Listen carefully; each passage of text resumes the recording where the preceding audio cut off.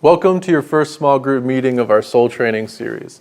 Over the course of the next 7 weeks, we are going to focus on training our souls and what it looks like to be intentional about becoming the people that we want to be. So again, welcome. Whether you attend Waite Park Church or not, thank you for intentionally being a part of a community of Christians who are seeking to find life, share life, and give life through word, worship, and friendship in your small groups. This soul training series will be life-changing, especially for those of us who make it a priority and allow our lives to be shaped and guided by its truth.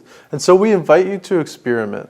Don't view this as a lifelong commitment, but for the next 7 weeks, give this your best effort. You know, sometimes we think, if only I could attend the right worship service, if only I could be a part of a major spiritual revival, if only the right person would lay hands on me and pray for me, then I could be who I want to be. But the problem is that Jesus never prescribes that. What Jesus and the authors of the New Testament do prescribe is a daily surrendering and renewing process that is both work and refreshment. I'm reminded of Jesus' words to a crowd where he says, "Come to me, all who are weary and burdened, and I will give you rest." And his words to another crowd where he says, "Do not work for food that spoils, but for food that endures to eternal life, which the Son of Man will give you." Jesus says, work for food that endures to eternal life. I love that because Jesus recognizes that coming to him is both work and it's food. It's both effort and it's nourishing. Coming to Jesus, it's never as easy as turning on the television or scrolling on Facebook or lying on the couch. And it doesn't come naturally to us. We're much more likely to work for food that spoils, to always be in a hurry, to pursue material things, to be concerned with managing and promoting how others view us. I know that I personally am much better at being prideful than I am at being humble.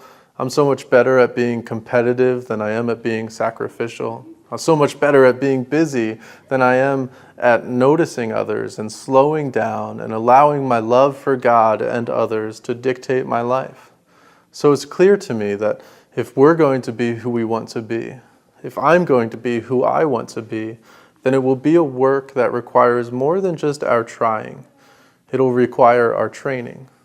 Paul hints at this in his advice to Timothy when he says, "Train yourselves in godliness, for physical training is of some value, but training in godliness has value for all things, holding promise for both the present life and the life to come." Paul says doing so holds promise for both the present life and the life to come. He says there's reward in this.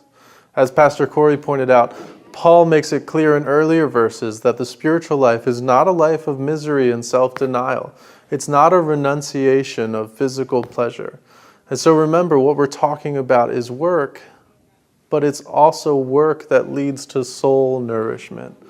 There will be times in these next 7 weeks when it will be difficult, but it will also be satisfying. It will be hard, but it will be refreshing.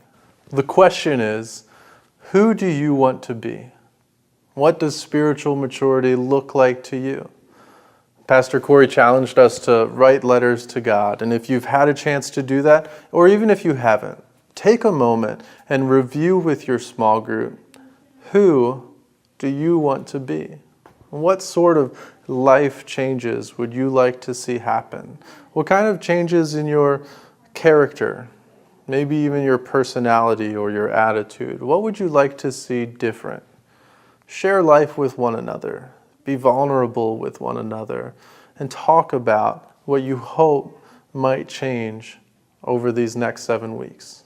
Then use the rest of your small group time to dig into your small group questions. Take a look at 1 Timothy chapter 4, verses 6 to 8, and take time together to reflect on what Paul is really saying. What can we learn from his advice to Timothy, and how can we prepare for the weeks ahead? Have a great small group meeting. Thanks so much for being a part of what we're doing.